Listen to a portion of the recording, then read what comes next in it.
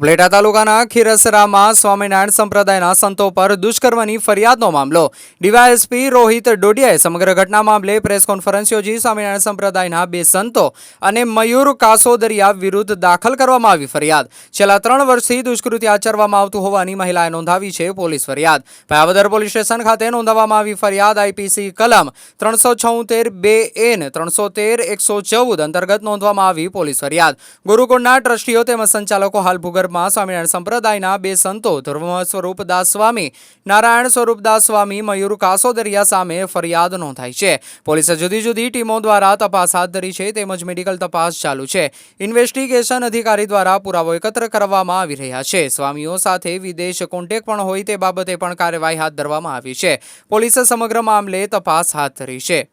Reporter Firoz Juneja Dhoraji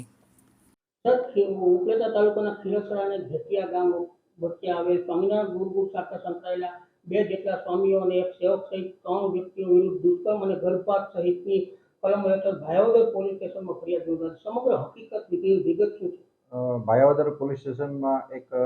જે દુષ્કર્મની ફરિયાદ નોંધાણી છે તે બનાવ 2020-21ના સાલમાં બનેલો છે તેવું હકીકતમાં જણાય છે અને તેમાં બે સ્વામી અને એક સેવક સહિત 3 વિરુદ્ધ દુષ્કર્મની ફરિયાદ અને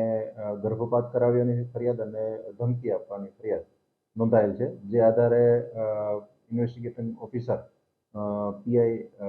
રાઠોડ દ્વારા તપાસ કરવામાં આવી રહી છે.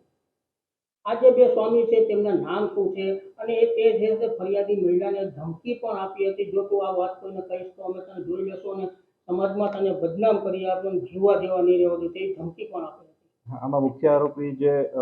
છે જેના વિરુદ્ધ 376 મુજબ ગુનો દાખલ થયેલ છે તેનું નામ છે ધર્મ સ્વરૂપદાસજી બાપુ અને તેમની મદદમાં જે ગુનો દાખલ કરવામાં આવ્યો છે તેમને નારાયણ સ્વામી દાસજી અને એક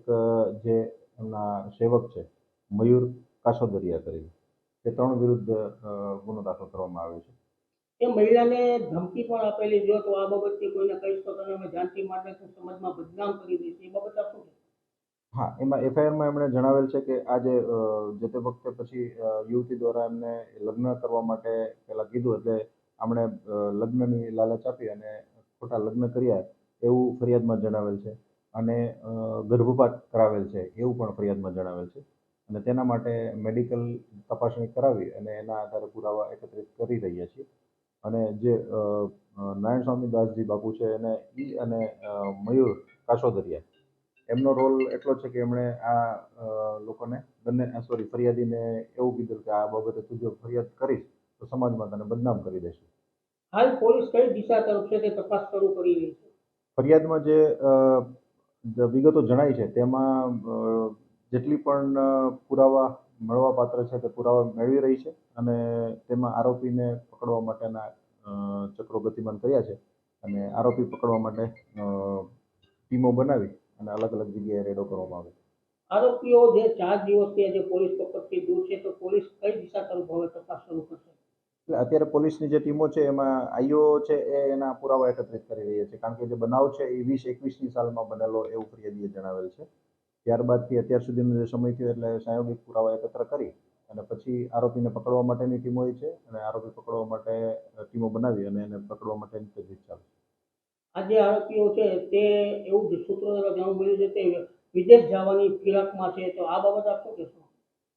એવું પોલીસને હજી સુધી એવી કોઈ ઇન્ફોર્મેશન નથી પણ એના માટે પણ પોલીસ દ્વારા યોગ્ય કાર્યવાહી કરવામાં આવશે.